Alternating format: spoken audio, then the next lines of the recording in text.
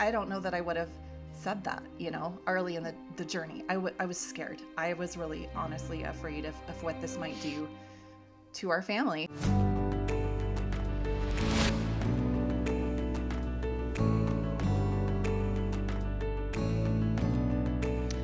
All right. It's Green Shirt Day here on Dear Jane. So far, so good. Yep. What? Welcome, everyone. How did this happen? Maybe you too are wearing a green shirt. Yeah, hopefully you're wearing a green shirt on this day, but I don't know how it ended up. I liked what somebody said earlier today. They called it mint. Mine looks more mint. Yours is more mint. Yeah. Mine's in the mint family. Yeah, I guess. Yeah. Hey, it's Dear Jane, Scott, and Marcy. Glad you're here. Don't forget to click subscribe. It's down here, isn't it? Click subscribe, please. Somewhere down here. Or follow or whatever your platform offers you. But that way you'll know when the new episode comes out. You won't be bombarded with stuff. You'll just say, hey, new Dear Jane episode. Helps us, break through all the clutter and the people trying to suppress the pro-life voice and all that kind of thing. So that would really be great if you could do it. We've got a website, dearjane.org. So lots and lots of cool things. We would invite you to just access all of them for more information and more fun like what we like to have here on Dear Jane. Today, we're talking about mama bears. Beverly Jacobson is our guest today. That's terrible. I got her last name wrong, too. All right, Jacob. So today, we're talking about mama bears. You're killing me, Smalls. Okay, I'm going to get it right this time. So, Marcy, today we're talking about mama bears. Beverly Jacobson is going to join us. She runs an organization called Mama Bear Care and just has a really incredible story I think you're going to really appreciate hearing. Talking about something that's sometimes hard to talk about, special needs, diagnoses that are hard, doctors that are hard to work with during pregnancy. There may be parts of this interview where you get fired up right along with Scott, and then Beverly's just going to bring the gospel and remind us all about grace and forgiveness. Some doctors can be real pieces of work, including this one. Just some of the things that they think it's okay to say. It's obnoxious. But we're going to hear Beverly's story today. Beverly's story and Verity's story as well from Mama Bear Care. Today's topic on Dear Jane. Beverly, thanks for joining us today. For the context and purposes of this conversation, what is a mama bear? Oh, wow. In a nutshell, I'd say a mama bear is someone who has fierce love and tender care for her baby. It's that God-given, gut-level instinct of love that we have for our little ones, that we want to protect them and we want to serve them. Did you just turn into a mama bear overnight, or how did you become a mama bear? Well, I may have had some years of practicing to be a mama bear. By the time my mama bear moment came, I was pregnant with our ninth baby. And really, I don't know that I would have called myself a mama bear until that moment. And it came when I was told by a specialty doctor that my daughter was retarded, that she would live a futile life if she managed to survive and be born alive, overcoming the odds, and that she would be a drain on our family, mentally, emotionally, and financially. And I have to tell you, I never expected to hear words like that from a medical professional. I was already wrestling with having been told that our daughter had this diagnosis called Edwards syndrome, which I had never heard about. And I just felt so gut punched and helpless. I just was hearing these words and not really processing them. And so it wasn't until afterwards, of course, right? We always think, oh, I should have said this or that or the other. But I remember crying in my car and thinking through everything that I had just heard. And that was my mama bear moment.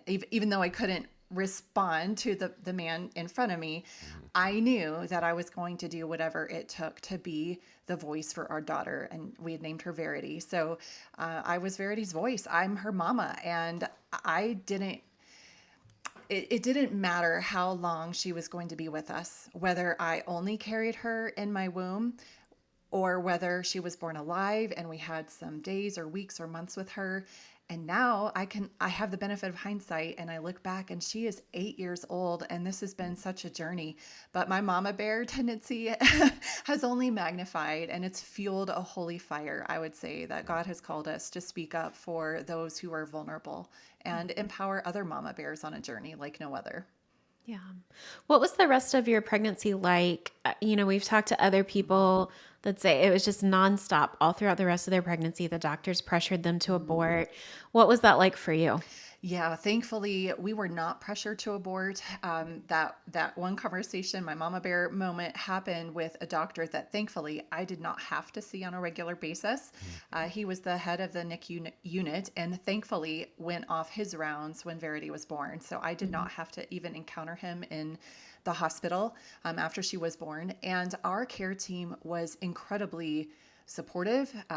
It started at our military treatment facility where my husband was stationed at Offutt Air Force Base in Omaha. And then we transferred my care to the University Center, Medical Center in Omaha.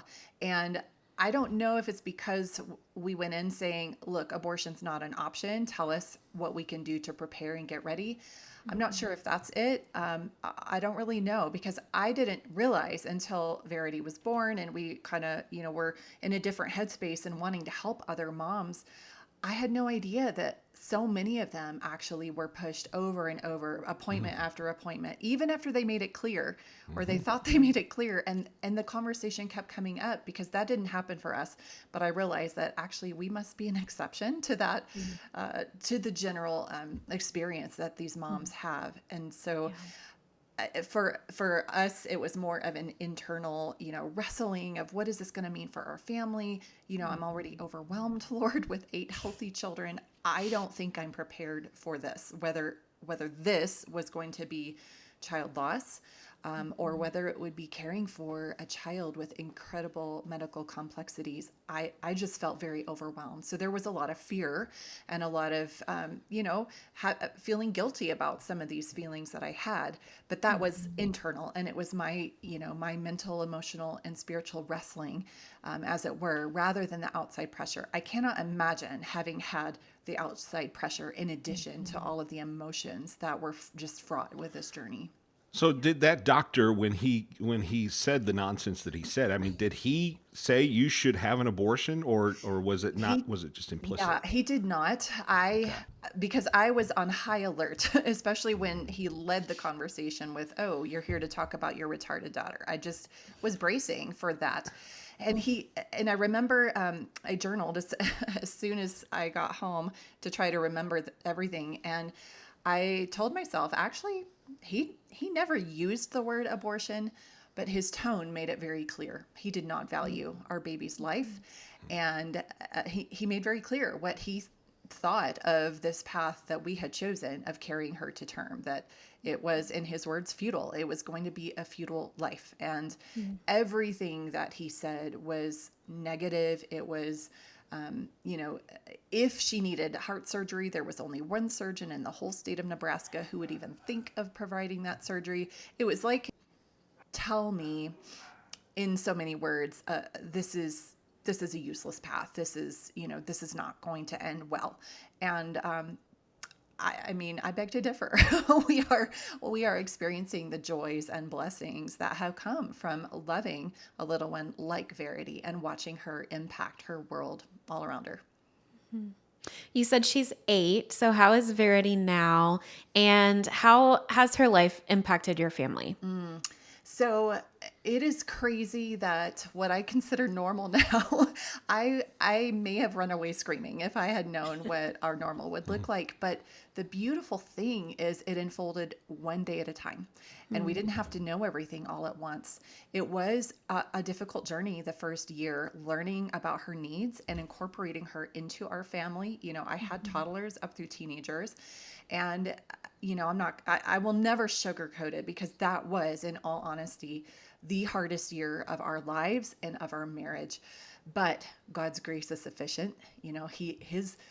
His strength is made perfect in our weakness. And we saw his faithfulness and his grace and his mercies every day, even when it felt like we were just hanging on by a thread. So, getting past that and looking back I see the growth in our marriage, the relationship that I have with my husband. I have seen his growth as a man, as the leader of our household, which, from just crying out to the Lord, like, how can I do this, God, to tenderly caring for Verity in a way that I'm just like, it makes me fall in love with him all over again. This man has changed a G-tube button in an emergency. He has suctioned her. He even learned to straight cath her. We had to start doing that 3 times a day. And when I was having the opportunity to travel and share our story, he had to step up and he learned. Like, I am just amazed at this man and the opportunity for both of us to grow as individuals. I've seen then teenagers, now young adults, our children, they have been shaped by this journey. And of course, the siblings that are closer in age to Verity, they don't necessarily remember life before she was born. They just know that they have a little sister who has significant needs. And we call them the pit crew when we load her up into our wheelchair accessible van. Somebody opens the door, somebody puts the lift down, somebody, pushes her in and latches her wheelchair restraints down. Like, everybody pitches in, and it's a joy. It's a joy. Like, they interact with her, and it's a blessing. They don't see their sister as a burden. We don't see her as a burden. Is there extra work? Of course there is. But that you do what you need to do for any of your children. Most of us do that anyways. And we've learned and we've grown and we've adapted. And then we've seen our church family come around her and around our family to love us and support us as well. And when we're out in public, I love how people are drawn to her. And sometimes they ask, sometimes they're watching, sometimes they're trying to, encourage their little ones to not stare or point, but we always are happy to answer questions. And sometimes we'll start those conversations so that we can help those kiddos learn about her as well, because that's what it's all about, right? Is being able to be honest about, this is the way her life is, and it's different from yours, but that doesn't mean that she's suffering. It just looks different. All right, Beverly, you're talking about, your attitude's fantastic. You're talking about emotional healing and forgiveness and love. I'm not as spiritually mature because I'm still a little torqued off with this doctor. So you thought after the fact of what you've never had a chance to circle back with him and say you were wrong, or do you want to? So, there are a lot of times when it comes up in my mind of like, I wish he could see her now. I will say that I did run across him at my 6-week, not at the 6-week postpartum, but I was there at the medical center for my checkup. And of course, we were going to take cupcakes to the NICU nurses and tell them how amazing they were and show them Verity, because they all, of course, fell in love with Verity, and she had such a village of support there. And so we went to the unit, and we couldn't go back, but the nurses came out a few at a time. And yeah, he traipsed out and he took a look at her and he said something about, yep, she has all the typical features, as in, yes, this is a, classic case of Edward syndrome, which, okay, whatever.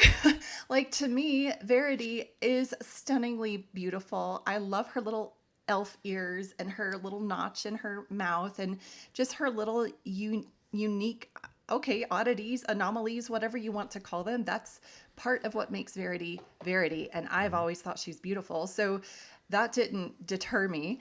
But he looked at me and he said, "Do you have any regrets?" And I just looked straight back at him and said, "Nope, absolutely not. We adore her." And then I turned away and kept talking to the nurses who were there. And I guess later on, I heard a couple of the nurses, follow us on Facebook. And one of them reached out and she said, "Oh my goodness, the conversation that was happening in the break room surrounding our visit, they just could not believe he said those things." But I had told them, this is what he said, when I was still pregnant with her.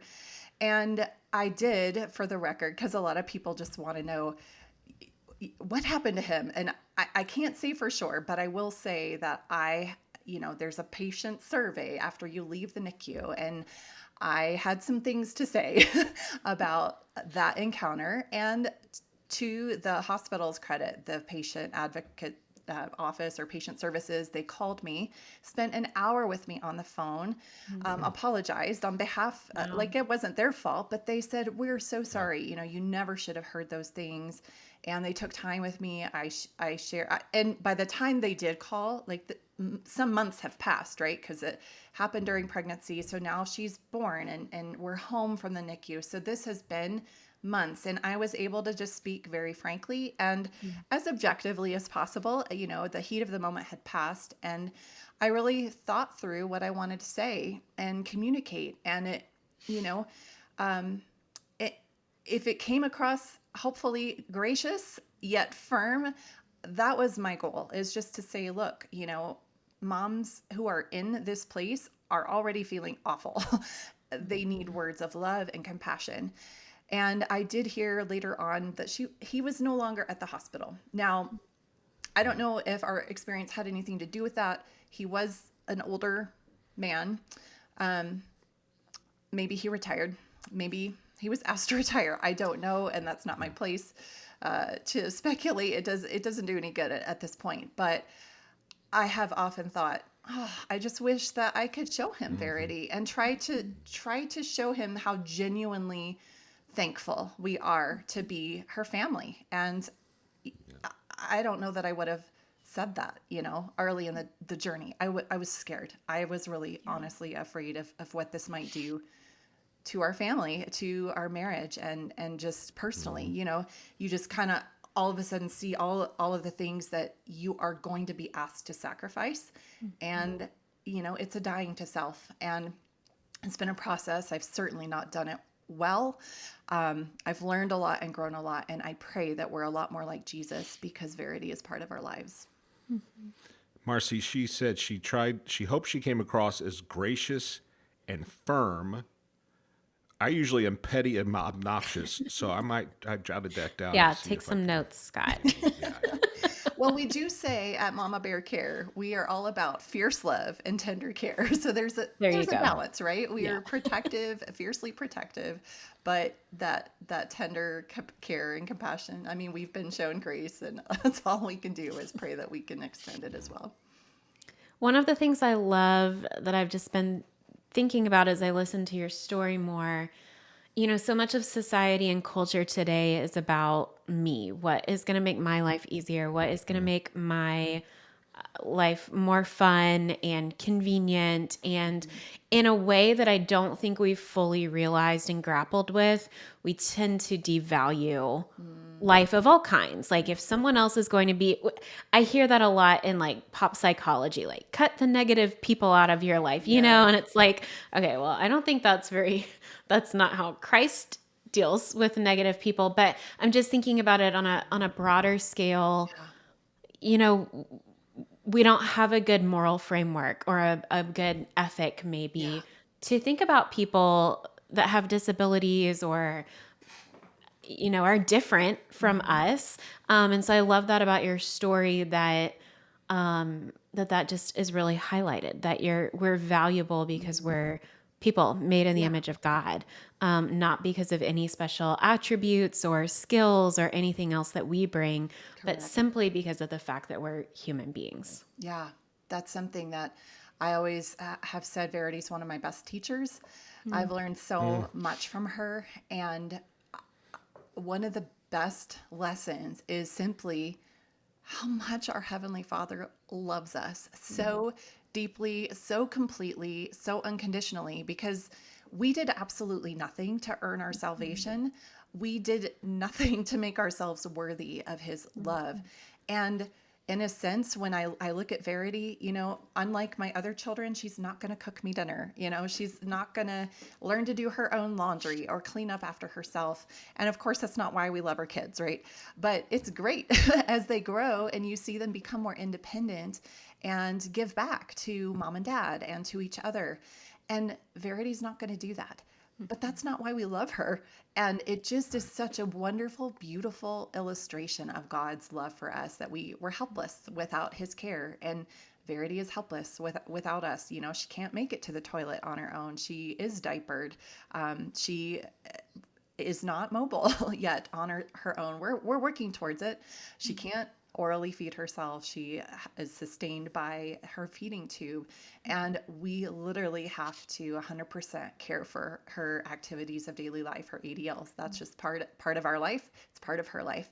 But that's what our Heavenly Father does for us. And the way that we cheer her on, in any developmental milestone that she makes, it just gives me a little glimpse of the pleasure that God takes in his children when we finally get it. Like maybe we're finally going to extend forgiveness to somebody, whatever that might look like. It's just, I don't know, her joy just in who she is. She lives out her purpose just by virtue of who she is. I just love it. I wish I could be a little bit more like that instead of second guessing. Am I doing the right thing, God? Am I, am I good enough for this, or should I do that instead? She just does what she does and is who she is, and it's beautiful. Yeah. As you've traveled the country telling Verity's story, your story and Verity's story, any surprises as you've heard from other mama bears, or what's that been like? Wow. I think one of the surprising things, and I'll frame it in terms of the event, the March for Life, that we had the privilege of speaking very quickly from the stage on DC, in Washington, DC, speaking from the stage and saying, this is what happened to us, and, go Mama Bears. Like, we're here to love and equip the mama bears that are out there and that are being told that their babies don't matter. And then as we were marching, I was, just overcome by the conversations I got to have from women who maybe their story wasn't just like mine, but there was a common thread. Something resonated with them, and the tears, the names that were lovingly spoken of children who are waiting for them in heaven, or a friend who went through this. And, I just, I didn't realize, I guess, how deeply the message of Mama Bear, that Mama Bear love would resonate. And that's, I mean, when we stumbled upon, I guess, I don't know if stumbled is the right word, but we were, we have done ministry for 4+ years, and we launched under the name Verity's Village. So some people knew us as Verity's Village in honor of Verity, but we wanted a name that would be more encompassing, so people didn't have to tell Verity's story, because that's maybe, the people we serve aren't familiar with her or with our family. And we were calling our moms Mama Bears, because that's what they are. And anyone, I think Mama Bear resonates with so many women. We just, that Mama Bear instinct, but especially in the special needs community, especially among those who have been told that their children aren't going to make it. There is this fierceness and this advocacy, this role that I never expected to step into, the role of my daughter's advocate and to be her voice. But that is so common in so many ways. Maybe a child, is on the spectrum, has an IEP, and you need to be Mama Bear, and you need to go into that meeting and advocate for what that child needs in the classroom. Maybe it's in the doctor's office. Maybe you do not feel comfortable with certain vaccines, and you don't want your child to have that, and you have to be Mama Bear in the doctor's office. And sometimes we're put on the spot, and we don't know. I think a lot of our story is just common. It's just common to motherhood, and it just shows that there's a lot that we can do to encourage one another and support one another on this journey too. Yeah. So tell us more about Mama Bear Care, what your organization does. How do you partner with families to provide them that support they need? Yeah, so I think the first place where we started was community, was starting that prenatal support groups where we could answer those difficult, sensitive questions, and connect with other moms going through the same thing. Because a lot of times you get a diagnosis and you've never heard of this condition. You don't even know how to pronounce it. And so there's nobody in your physical local community that you can go to. So helping join and connect mamas to one another was a big part of my vision for this. But then giving them access to qualified resources. So we have a Mama Bear Care Coordinator who is a NICU nurse. She's also done labor and delivery, and she's been through this journey. So herself with carrying a child with a life-limiting diagnosis who lived 6 weeks. And so she's been through literally every stage of this journey, and she has the medical background. So she is the one who walks with them from, we say, from diagnosis to delivery and beyond. So sometimes she will help them transfer hospitals or doctors. If they are getting that pushback and pushing towards abortion, she can help them transfer to a more supportive doctor. We've helped families transfer to a different hospital who, maybe they need certain interventions at birth and their hospital or their team is unwilling to go there because of the diagnosis. I didn't even realize that was a thing, but medical discrimination exists in our country. She helps them create a birth plan that is specific to their situation and honors their wishes in the labor and delivery room, just basically empowering them and equipping them to talk to medical professionals, because a lot of times we don't know the questions to ask. And she has that amazing experience and has now built a network of connections all over the country. We also have partnered with pastoral counselors so that we can provide counseling at no cost. So all of our services, of course, are at no cost. We are a 501c3 running on donations because we don't want our mama bears to even have to think about another bill to pay, because a lot of them are going to face a lot of financial issues themselves just dealing with this medical journey. But the counselors are available for group sessions that we offer on a regular basis, but then also they've done marriage and individual counseling as mama bears are comfortable and they want to reach out for more or some private sessions. They can certainly do that as well. We love to send physical gift packages. We send a welcome packet. We call it our Hope Box series. So we have the faith boxes. In faith, we are going to go forward with this journey, supporting carrying to term, whatever that's going to look like. So they get a pregnancy journal, a book, our guidebook from diagnosis to delivery, as well as special gifts for baby. Some have been donated. Some have been lovingly purchased for Mama Bear and her little one, so she can take some gifts to the hospital, because you don't know how many moments you might have with that little one. So some special things that can be part of photo sessions, just, some keepsakes. And then our Hope Box after mama gives birth. And usually there's a NICU stay. So we have a NICU journal and we have some special baby gifts that go to the hospital. A Mama Bear self-care kit as well, because Mama Bear needs some tender loving care as well. And then our love box for the bereaved mamas, just mementos and some, the box itself is a place that they can keep, photos and keepsakes of baby, and just also connecting them to their next steps of support on the grief journey. We have a sister support group that we call From Heartache to Hope, and that is for bereaved mamas. And sometimes people find us after their baby has passed. So maybe they didn't walk with us through the diagnosis and delivery. They can absolutely still join that support network as well. I love that. Here's a weird question, and normally those come from Marcy, but you touched on this briefly. So if somebody sees you and Verity at the park or at the store or whatever, what's the right way to approach and just start a conversation? Yeah, I think being curious is always a great place to start. I think questions are wonderful, and it's interesting. I have found myself learning and growing as well on this journey, and some things that I may have said just innocently before, I would say them differently now, and at the same time, I recognize that I was on that other side before. And so there, at least for us, there's a lot of grace. And I think that just asking a question in a curious voice, because sometimes your tone, makes all the difference. But I sometimes will go to a mom and say, tell me about your daughter. She is beautiful. Tell me her story. And just, I would love to know more. And that is kind of open-ended, so that if she doesn't feel like talking, she can just say, oh, whatever, or she can say, hey, this is my daughter so-and-so, and she's in a wheelchair because, or whatever.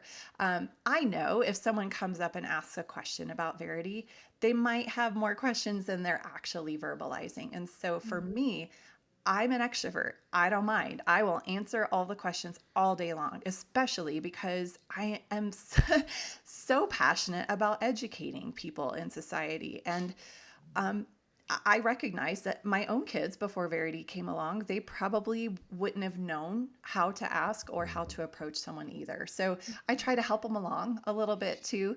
But I think that in general, most people are not opposed at all to curious questions when there is a heart to want to know. And sometimes if you say something and realize, oh, I don't know if I said that right, just ask, like, is there a better way to say that? Or, I don't want to offend. I think if we just can learn to communicate and have a few of those phrases, like, how I don't even know how to ask the question, but tell me about this, or whatever. I hope that's helpful. Yeah. Yeah. What has I'm curious about the church component of all of this, because I know and sometimes it boils down to the individual churches versus Yeah. others, but I'm curious what the church's reaction, maybe response has been like, both to you and your story and maybe other people and their stories as well. Yeah. Thank you for asking. I think that's a really important question. And it is something that I think in general, the Big C church, the universal church, could do better, honestly. Mhm. I will say again, I feel really blessed because, we weren't pushed towards abortion. So we had a supportive medical team, and our church, and I'll say two, because I was pregnant with Verity while we were living in Iowa, just over the Omaha, Iowa border. And our church there walked with us during the pregnancy and then her first few months of life. And then we moved to where we are now in Colorado. And our church here, so we've been with them like 7.5 years. But both churches have loved us very well during a difficult time.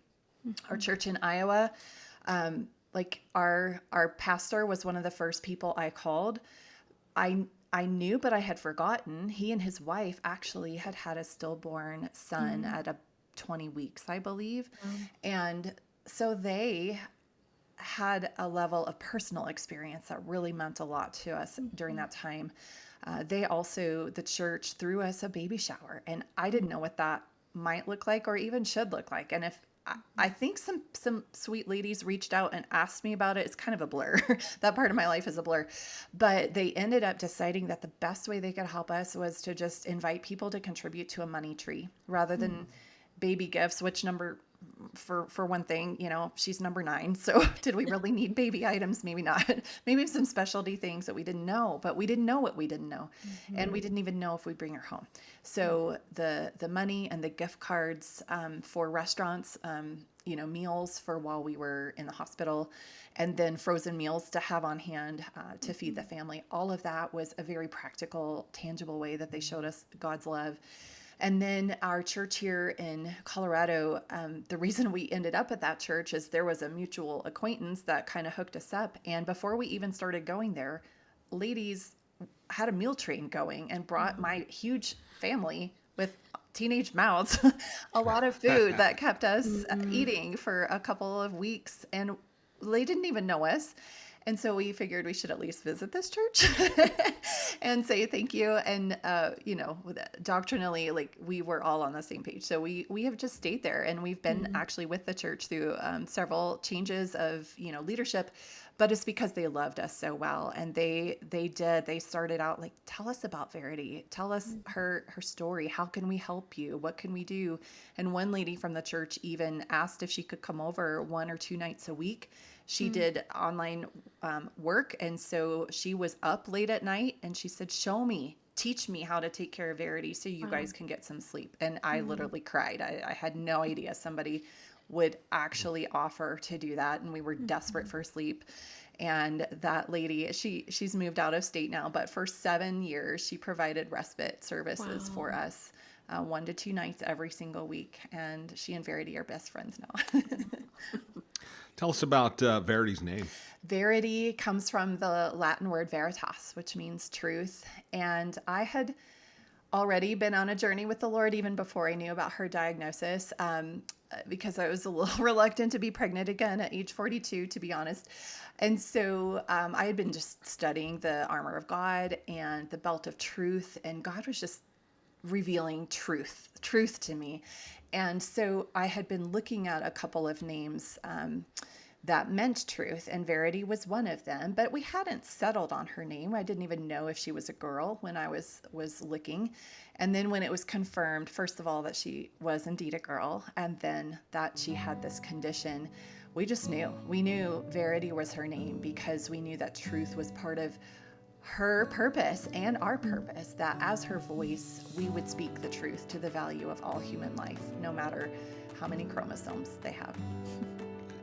Yeah, that's good stuff. MamaBearCare.org is the website.